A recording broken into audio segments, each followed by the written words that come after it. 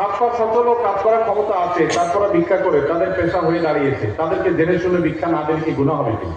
না, ভিক্ষা না দিলে তো গুনাহ হবেই না, বরং ঢাকায় বিশেষ করে বাচ্চা ভাড়া আনে ভিক্ষা করার জন্য।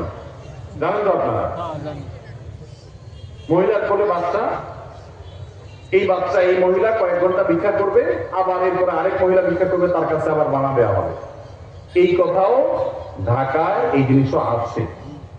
তো সেজন্য আপনার কাছে যদি মনে হয় কোনোটা পেশাদার ভিক্ষুক, ওইটার পেশা হলো ভিক্ষুক, আপাতমস্তক সুস্থ সবল মানুষ, কাজ করে না, সে ভিক্ষা করে, তাহলে তাকে ভিক্ষা যদি আপনি না দেন, এর কারণে গুনাহ তো হবেই না, বরং আপনি তাকে সম্ভব হলে নসিহা করে কোনো কাজের জন্য উদ্বুদ্ধ করবেন, এটা আপনার সওয়াব হবে ইনশাআল্লাহ।